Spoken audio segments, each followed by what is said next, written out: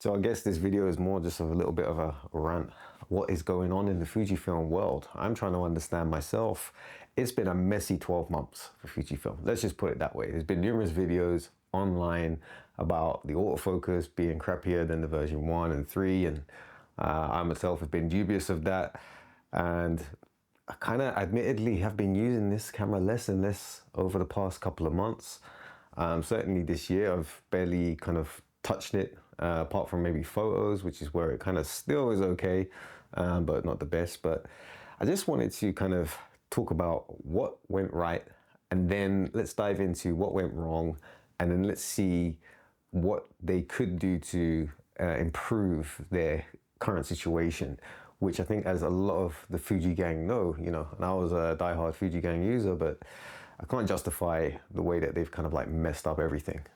So let's deep dive into a couple of stuff, because let's not just dive in and say, hey, you're ruining your reputation, your camera brand's crap, and all this stuff, because there are a lot of good things about this camera, and I want us to kind of appreciate that a little bit from where they're coming from, right? So we had the Fuji X-T2, which kind of first introduced F-Log, and that was like kind of a big deal for Fujifilm, but then there was like some quirks on how you had to enable that. I think it was with a grip or something like that. So anyway, that camera was like kind of first step into there. Then they introduced the X-T3, which in my opinion, probably their best overall camera in terms of presentation, the features that it had, and the actual functionality of the camera. Number one, the camera worked. The design aesthetics of the camera was retro, and it was just such a fun camera to use. Like, I absolutely loved using the X-T3, and the only reason why I kind of let it go was because I had to upgrade, and you could kind of see that it was getting outdated, but it was still such a very capable camera. Even today, if you didn't have a camera and you bought an X-T3, you'd be super happy with it. 4K 50p, F-Log, ProRes out to HDMI. It's a great little camera. And then they had like the XH1. I never used that, admittedly, but whatever. A lot of people liked it. And then we had the XH2S, which Fujifilm themselves have touted as a video sort of centric camera. And for the most part, it definitely is. I mean, we've got the fan ports at the back to keep the camera cool. Not that I've only had it overheat like once or twice, and that was in the 6K mode, which is kind of understandable, like it is a small camera body, there's not really much ventilation and stuff, so fair play to them. So we have open gate, 6K, great. Like, my FX3 doesn't have open gate, doesn't have 6K. ProRes internal recording. My FX3 does not have ProRes internal recording. It does have ProRes RAW out, and obviously ProRes out as well, but internal ProRes, bit of a winner, I think. Although the codecs inside the FX3 are actually amazing. Like, I use the compressed codecs and they're super good. The H.265 files on here are amazing as well. It's not really much to compare to. It's just that this has that professional offering, so you don't need to use an external monitor recorder. So that's the benefits there. Also, the film simulations on this are beautiful. Like, they're absolutely beautiful. I love classic negative. It's my favorite. And yeah, I use it for my photos like 99% of the time. I just think that it just kind of nails the spot for me. So there's a lot of great things about this camera. And they introduced, the eye tracking, and then they've got like the subject tracking now, the touch to focus. Initially, I was impressed with it. And then obviously I think it was firmware 5 that I started to get a lot of issues. And it wasn't necessarily with the focus at first, which is why I disagreed with a couple of guys online who were saying that the autofocus was an issue, because I didn't find it that much of an issue. But then obviously I jumped ship and I got the FX3, and then I see how good the FX3 autofocus was, even in photos as well. Like, I've been using the FX3 for photos a lot, and I'm barely getting any misses. I think I've had like one out of like hundreds of photos, which is kind of crazy. Yeah, so since version 5, and I think we're on 7 now, right? Yeah, so we're on version 7, and I just think that, I don't know, I'm getting so many issues, and it's not even the autofocus issues, honest to God, it's not. It's the camera itself. It keeps freezing. Sometimes the focus box doesn't even appear. I hit record, it doesn't record. I do battery, I have to keep doing battery pulls now on it so many times. I get weird glitches. All of this was introduced from version 5 onwards. And I know a lot of people saying like, oh, what cards do you use? Like, honestly, like I've never used an SD card in this. Like there has been an SD card in it, but I've never used it. I'm using these Angel Bird, whatever. It's not gonna focus. Is it? Maybe. Angel Bird, okay, yeah. The Angel Bird 512. And these are fresh cards, by the way, because my other one's cracked. Shout out to Angel Bird. The other one's cracked. A friend of mine borrowed them, and he cracked them, and they replaced them both with warranty. So they're fresh cards. They're fresh, and I've been using them no problem, like no problem at all. I think we even shot feature film on these cards, so I know that the cards are not an issue. So since that update, it's just been shoddy, really shoddy. Like it's gone backwards. So I think a lot of these issues are probably like rushed firmware, and I'm really disappointed because I know that the GFX cameras are being shown a lot of love, you know, especially the 100 series. Kind of understandable. They want to push more there. There's more money to make, bigger sensors, bigger lenses, bigger prices. But the video features that camera has compared to this one, and this one's supposed to be your video-centric camera. I don't know. It's bizarre to me, you know. And I've certainly reached a point in my career now where I'm just like, I'm straying away from hybrid cameras, right?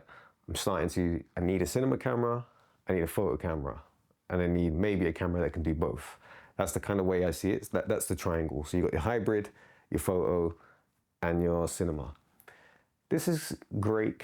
This is a great and capable camera. Don't get me wrong.